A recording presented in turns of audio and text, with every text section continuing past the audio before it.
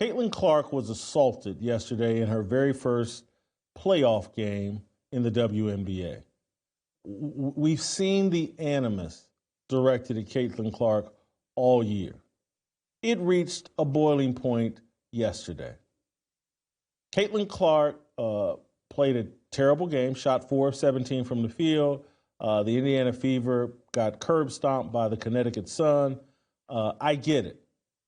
She had a bad game. Connecticut Sun looked good. They looked experienced. They brought a level of intensity and physicality that the Fever weren't ready for. But damn it, in the first 2 minutes of this game, this Dijonai Carrington stabbed Caitlin Clark with her fingernails right in the eye. There was no foul call. There was no real discussion of it on the ESPN broadcast. ESPN wrote a story after the game that did not mention that the biggest star in the history of the WNBA, the first woman to ever be the biggest star in American sports, was assaulted 2 minutes into the game on a dirty play with one of these women with these long fake fingernails that stabbed her in the eye. Do you think that had any impact on the game? Do you think that your meal ticket should be stabbed in the eye intentionally on the court 2 minutes into the game and there's no problem here? It's not worthy of discussion? I read this ESPN story. Alyssa Thomas had a triple-double and so scored X number of points and the Connecticut Sun knock off the Fever. And I'm reading the story, I'm like, where's the mention of the fact that the Michael Jordan of the WNBA was assaulted, has a black eye during the second half of the game because Dijonai Carrington stabbed her with her fingernails in the eye? I believe it's, side 11. Could we just play this on a loop? So I'm not exaggerating. Caitlin Clark's trying to pass the ball in the first 2 minutes of the game, and this woman swats at the basketball and somehow decides to turn her hand down and her fingernails and jab them right into the eye of Caitlin Clark. No foul call. No refs stopping the game to go, is this a flagrant? None of that. Just everybody moved on. Your biggest star, your meal ticket, the reason why you have relevancy, just got stabbed and assaulted and nothing. And Dijonai has a history with Caitlin Clark, like many of these girls in the WNBA, but she's at the top of the list along with Kennedy Carter in Chicago and Angel Reese. Those three. But here's earlier in the season, Dijonai Carrington mocking Caitlin Clark on the court, played a very physical game with her back then too.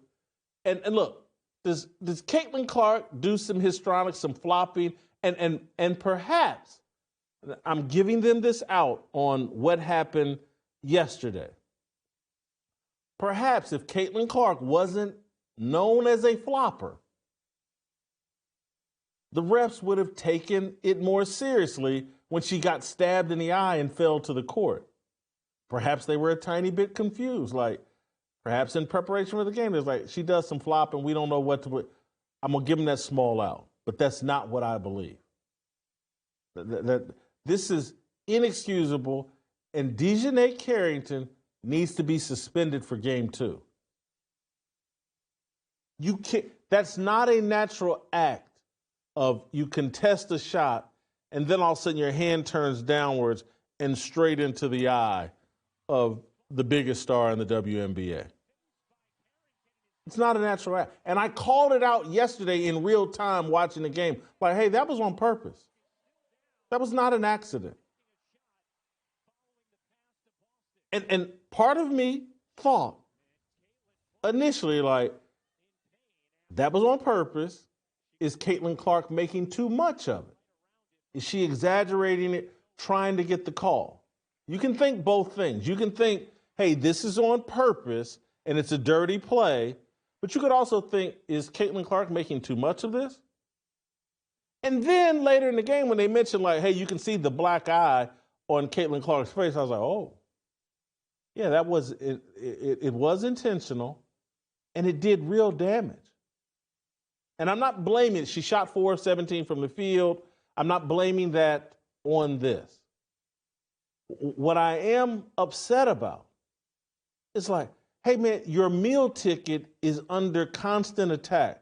There's been dirty plays all season. And again, I've admitted, some of them have been exaggerated. It's just typical rough play with girls. But there are some that it's just been dirty. And Dijonai is one of these people that has a real problem with Caitlin Clark. And Caitlin Clark, this offseason, they have to dump Nylisa Smith. And I halfway like Nylisa. I don't think she plays properly. I think she looks for her shot too often.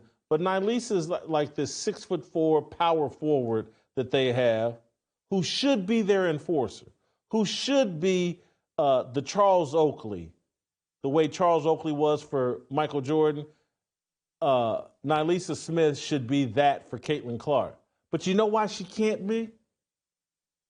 Because according to all reports, she's dating and or likes Dijonai Carrington. That's how twisted and screwed up this WNBA thing and this sexuality thing is they got going on in the WNBA. That Caitlin Clark's goon enforcer has feelings for the opposition's player, and lo and behold, this is how you know it's true. Nylisa Smith is a starter who played 9 minutes yesterday in a game where they needed her. It was a very physical game.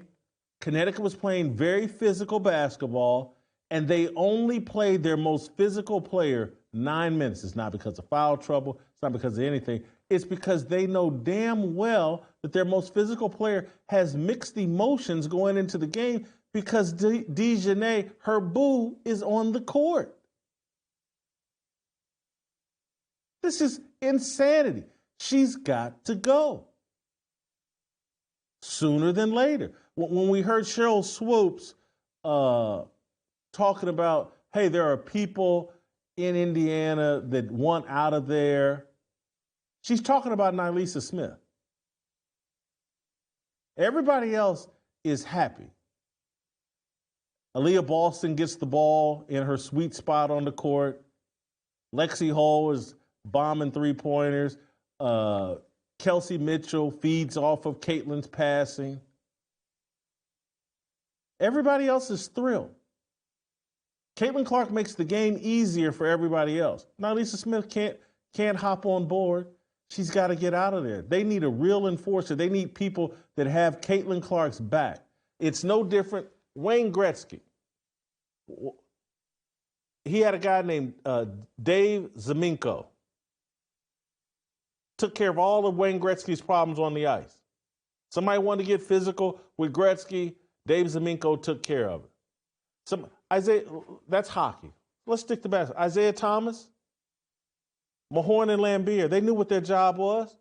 Isaiah's our guy. He's our leader. He's our provider. He's our shot creator. They took care of Isaiah Thomas. They were the enforcers. They were the goons. Michael Jordan had Charles Oakley. And then others, as you have to take care. It's if someone tweeted at me that Caitlin Clark needs to fight back. Do you know what would happen if she fought back in a real way? She did. She slapped Carrington later in the game. It was clear as day. She pretended like, her arms are out of control, but she slapped Carrington. Caitlin Clark is not a punk, but she's also smart enough to know fighting some angry black lesbians, not her job, and it would lead to a collapse of the league. If there ever is video of Caitlin Clark having a fight with one of these tatted up, angry black lesbians, the whole league collapses. Because nobody wants to see that. And then all hell breaks loose. It's like the Malice in the Palace. So she's got to be smart in how she fights back. And the number one thing she needs is her teammates, and particularly Nylisa Smith, to do the fighting for her. You remember when Carmella Cardosa and I think it was Flau'jae Johnson in the NCAA tournament, someone put hands on Flau'jae, and Carmella Cardosa, 6'7" center, now plays for Chicago South, shoved the girl to the ground, came right over there and said, "Not in my house." That Cardosa playing her role. They have to have that in Indiana. It's not Aaliyah Boston's job. And I know she's got the size, but that's not her personality. Aaliyah Boston is one of the nicest, most positive people on the planet. Plus, she's an offensive player. She's the #1 draft pick. But mostly it's just personality. There's nothing ghetto about Aaliyah Boston. It's just the opposite. Not her. She can't do it. You have to have an enforcer. This has been the tradition in sports. When you have a star this big that people are jealous of and people are angry at. In hockey, they used to try to beat up Wayne Gretzky. White guy playing against a bunch of other white guys. But they knew if they could rough him up, they could take the Edmonton Oilers out of their game. And so they had a guy named Dave Zeminko who would come in and fight Gretzky's fights and make sure people paid a price for playing rough with Wayne Gretzky. That's what you have to have here in the WNBA, and it needs to be a black girl that has Caitlin's back. Because if it's a white girl, it's going to turn into a little race thing, and the next thing you know, all the race baiters at ESPN will turn it into something that it's not. There's a tradition of this in sports. Carrington should be suspended.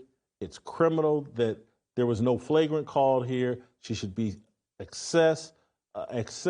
she should be given a flagrant 2 today, and it should be announced she'll be suspended for game 2. They got to protect Caitlin. They got to protect their meal ticket. And I don't care if the race baiters don't like it and, they're just defending. They should be defending Caitlin Clark. She's making them all money. If you enjoyed that video, be sure to hit the like button and subscribe so you never miss a moment of Fearless.